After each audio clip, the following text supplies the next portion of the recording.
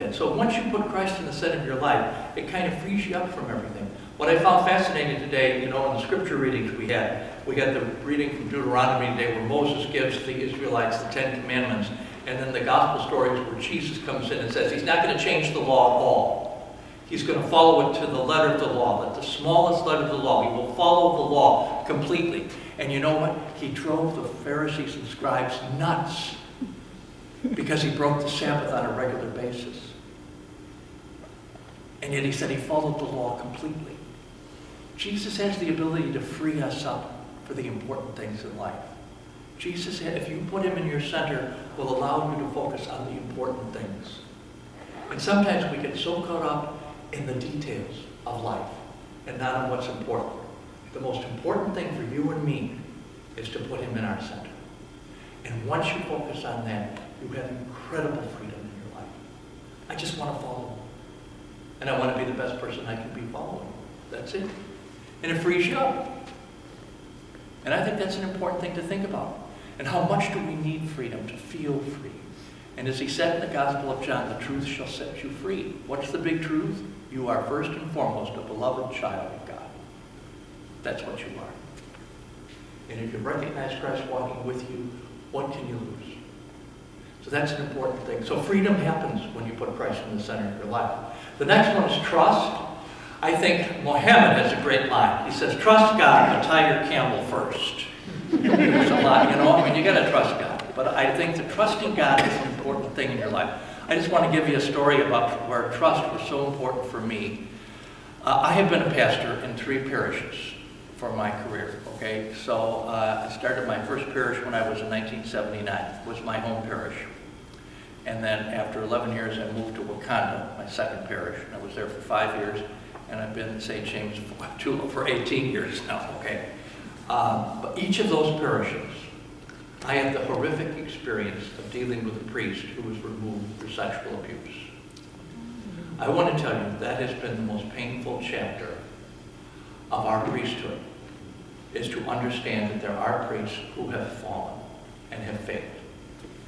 And I think, I don't know if we're ever going to ever be able to have people move forward on this, but that has been one of the most painful things in the history of our church in the last 25 years. And each one of the parishes, I had a priest removed, and it was different for each case. In my first parish, this priest, a parishioner came to me and told me that she saw this priest try to do something inappropriate with one of our high school kids. That priest was removed that night from my rectory and was never allowed to do ministry again. That was our response. Now the papers won't tell you all those things, but that is a fact, okay? He was removed that night and was never put out in public ministry again. Done. Finished. One example. I just called and it was done within hours. The next parish, I became pastor and then was informed by my associate, who was my dear friend, that he had done something inappropriate with an adolescent and that he was in treatment. Because at that time, we felt, or the bishops felt, that you could give someone treatment and they would be cured of this illness. Little did they know, because that's what the psychologists told us, but little did we honestly know that this is a disease and an illness that cannot be, contained. But so the priest was in treatment and I was supposed to be his moderator. I couldn't live with him for 24/7. But eventually he was removed the week before our 150th anniversary. It was awful. And he was really my good friend. And I remember coming into church and I had to announce to the parishioners that Father had to be removed because of some allegations. And the entire parish was in tears. Because they loved this man. They were absolutely in tears. And I'll never forget, there was a little girl who was mentally challenged, and as everybody was leaving, she came up to me, and she said to me, she said, Father, who died? Because everybody was crying. And I said, oh, Cindy, it's a sad thing. But I mean, everyone loved this man, and it was just a very, very heartbreaking thing. And I just didn't know how to get, so parishioners were coming to me, what should we do? How are we going to handle this? Let's do this. And you know what? I myself was totally devastated by the fact that he was removed. I didn't know what to do. And the only thing I could pray for a repeat was a phrase from Philippians 4:13. St. Paul has this one great line, and it's simply this: in him who is the source of my strength, I have strength for everything. But that's all I could pray. I didn't know what to do. You know, the newspapers came, the TV cameras were there, they all wanted all these interviews. I hid out, I closed the phone, I left the rectory. You know, my parishioners wanted me to do something for them. They wanted me to help. But I was so torn up, I didn't know what to do. You know, and so the only thing I could pray was Philippians 4:13. But I trusted that I could get through it. And you know, you get through it. I trusted that everything would eventually work out, and it did.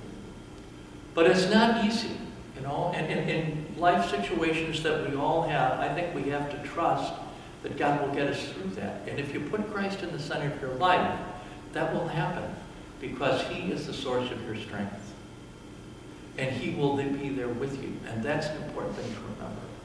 So I just think that was one of the most painful moments in my 45 years as a priest, dealing with that kind of experience.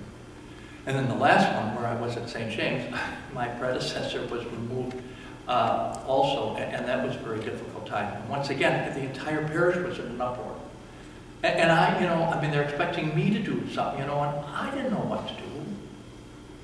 You know, but so you just have to trust that we just get through it, you know, and we do. I just hope that we will eventually be able to get through it. And I trust that we will be able to get through it. But that's an important characteristic, that you have to have trust that things are going to get through. And then the sixth characteristic that we have here is compassion. I think, you know, I just want to tell you, I personally am very impressed with the people at Sacred Heart for your generosity. I think the things you did with the Vitas in Tanzania, I think the things that you do in Haiti, I think the other outreaches that you have in so many different places, you are to be commended for that. I don't know if anybody tells you how great you are, but you are great. And you have an incredible reputation in the diocese for your generosity, okay? As a community. And I think that's wonderful. And you need to be commended for that. And we probably do not thank you enough for all the good things that you do. So you have a great reputation. But as a disciple of Jesus, you got to think about personal compassion in your life. And would you say that you are a very compassionate person? You know, I'm reminded of, I've read this statement from Glenn Beck, talked about social justice. He says, if you ever hear the word social justice in the Catholic Church, get out of there and run away. You know, well, I think Glenn Beck, I certainly don't agree with Glenn Beck at all. I think social justice is something every one of us has to work on. And it's one of the hallmarks of being a good Catholic and of being a committed disciple of Jesus. And if you want to know why, I want you to look at the last will and testimony in Matthew's Gospel, Matthew 25. If you get a chance sometime in the Lenten season, I want you to study Matthew 25. Matthew 25 is the last chapter before we deal with the passion and death of Jesus. And in Matthew 25, there are three stories. Three very powerful stories. The first one is a parable of the wise and foolish virgins. Do you remember that story? The 5 wise, 5 foolish virgins? Okay, do you remember that? It's a great story. Okay, the point of that story is the oil. That's the point of the story. The wise virgins have the oil. The foolish virgins do not have the oil. What is oil a symbol of today? Energy. That's the message. You have to have energy. And in the very next parable, it's the parable of the talents. That people have talents. 5 talents, 3 talents, 1 talent. You've got to develop all those talents. So you have to take your energy, and you have to take your talents, and then the last story in Matthew 25 is the final judgment, where God separates the sheep and the goats from those who take care of those who are hungry, who are in prison, who are sick, who are thirsty, who are in need. That's the last will and testimony, I think, of Jesus Christ. And it's all there in Matthew 25. And if we are going to be a compassionate people, we have to really reflect and spend time on that chapter, because I think it says it all. You take your energy and your talents and you do something with it. And many of you have taken your energy and your talents and have done incredible things. And that's a great thing. All I'm saying is that that's what it means to be a committed disciple of Jesus, be a person who's filled with compassion. Okay? And I think we got to continue and pursue that. So the next one is simplicity of life. I think that's a very big, simple thing. If you put Christ in the center of your life, that becomes the most important thing in your life. You know how they're telling you today you got to live simply. You know, I think, you know, it's nice to have a lot of material things. You know, and I like having a nice car that runs. You know, I like having things that are, you know, I got 2 suits, I got 3 pairs of shoes. It's nice to have material things. You know. But I think when we talk about a simplicity of life, the most important thing, if you have Christ in the center of your life, everything else is a non-essential. That's the most important thing. And so you develop a real simplicity in your life and an attitude about material things. They're not that important. They're nice to have, but what is the most important thing? And so if you put Christ in the center of your life, you can develop a real sense of simplicity of life. And I think that's an important thing to think about. You know, but as I said, material things are great things to have, you know, and many of you have a lot of great things. And that's a beautiful gift, and that's all a gift. But I think what is the most important gift you have is putting Christ in the center of your life. If you focus on that, that will simplify your life completely. And that's what it means to have a simplicity of life, is who you put in your center. The next one is being on a journey.